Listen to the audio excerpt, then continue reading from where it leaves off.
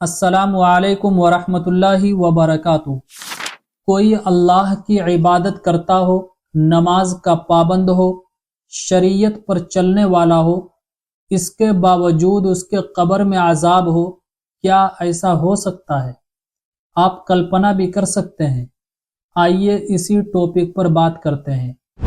ایک گناہ ایسا ہے، اگر اس کو کوئی بندہ کرتا ہے تو چاہے وہ نماز کا پابند ہو، پابندی کے ساتھ نمازیں پڑھتا ہو، قرآن کریم کی تلاوتیں کرتا ہو، دعائیں ذکر و اذکار کا اہتمام کرتا ہو، لیکن اگر وہ گناہ آپ کر رہے ہیں تو قبر کے عذاب سے نہیں بچ سکتے ہیں۔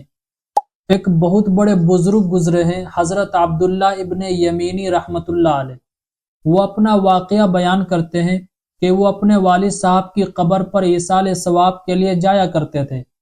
فرماتے ہیں کہ ایک مرتبہ رمضان کے آخری عشرے میں شب قدر کی رات میں قبرستان گیا۔ والد صاحب کے قبر پر ایصال ثواب کر رہا تھا۔ ابھی سورج نہیں نکلا تھا، تہجد کا ٹائم ہو رہا تھا، تو میں اپنے والد صاحب کی قبر پر قرآن کریم کی تلاوتیں کر رہا تھا۔ اچانک ایک آواز مجھے سنائی دی۔ کسی شخص کی کراہنے کی آواز آ رہی تھی، جیسے تکلیف اور مصیبت میں کوئی کراہ رہا ہو۔ ایسے ہی کسی شخص کی کراہنے کی آوازیں سنائی دی تو وہ فرماتے ہیں کہ میں نے قرآن کریم کی تلاوتیں روک دی اور میں حیرت سے دیکھنے لگا کہ آخر رات کے آخری پہر میں، تہجد کے ٹائم میں، آخر کون سا ایسا بندہ ہے جو کراہ رہا ہے، اور وہ بھی ایسی آوازیں جس سے انسان بے چین ہو جائے، دل پھٹنے لگے، خوفناک آواز۔ تو فرماتے ہیں میں نے آس پاس نظر دوڑائی تو ایک قبر میں، پکی قبر تھی، تو میں نے دیکھا یہ آواز اسی قبر سے آ رہی تھی۔ تو میں اس قبر کے پاس گیا اور میں نے دھیان سے اس آواز کو سننے کی کوشش کی، تو وہ آواز اتنی خطرناک تھی، میں خود بے چین ہو گیا، جیسے کوئی تکلیف میں مبتلا ہو، کسی کے کراہنے کی آواز آ رہی ہو۔ تو فرماتے ہیں میں قرآن کریم کی تلاوت کرنے لگا، اور جیسے جیسے صبح ہونے لگی اس آواز میں کمی ہوتی گئی، مطلب دھیمی ہوتی چلی گئی۔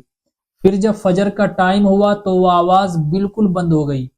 وہاں سے گزرنے والا گزر رہا تھا، میں نے ان سے پوچھا، بھائی یہ قبر کس کی ہے؟ اس کا گھر کہاں ہے؟ کس محلے میں رہتا ہے؟ تو اس بندے نے بتایا کہ یہ جس شخص کی قبر ہے یہ بہت ہی بڑا عبادت گزار تھا، تہجد پڑھنے والا تھا، مسجد میں وقت گزارنے والا تھا، خاموش مزاج تھا، شریف آدمی تھا، ایک وقت کی بھی نماز نہیں چھوڑتا تھا۔ پھر پوچھنے لگے کہ جب اتنی ساری خصوصیات ان کے اندر تھی تو قبر کے اندر سے اتنی خوفناک کراہنے والی آواز، کراہنے والی گھبراہٹ والی آواز کیوں آ رہی تھی؟ تو اس بندے نے کہا، پتہ نہیں، لیکن اتنا ضرور ہے کہ یہ نیک آدمی تھا۔ عبداللہ ابن یمینی رحمۃ اللہ علیہ گاؤں محلے میں چلے گئے، لوگوں کے سامنے پورا ماجرا بیان کیا، تو سب لوگوں نے ان کی وہاں بھی تعریفیں کرنی شروع کر دی کہ بہت نیک متقی پرہیزگار تھا، ایک بھی وقت کی نماز نہیں چھوڑتا تھا۔ تو حضرت عبداللہ ابن یمینی رحمۃ اللہ علیہ پوچھنے لگے کہ جب اتنی ساری چیزیں تھیں تو آخر ان کی قبر سے خوفناک آواز کیوں آ رہی تھی؟ تو لوگوں نے بتایا یہ آدمی تو تھا بہت نیک، ایک بھی وقت کی نماز نہیں چھوڑتا تھا، مسجد میں مستقل ٹائم دیتا تھا، لیکن ایک گناہ یہ کرتا تھا۔ وہ گناہ یہ ہے کہ یہ سود دیتا تھا، سود کے ذریعے اپنی کمائی کرتا تھا۔ تو عبداللہ ابن یمینی رحمۃ اللہ علیہ نے خلاصہ کیا کہ ان کے قبر سے جو کراہنے کی آواز نکل رہی تھی اس کی وجہ یہ تھی کہ یہ سود دیتا تھا، سود کے ذریعے اپنی کمائی کرتا تھا۔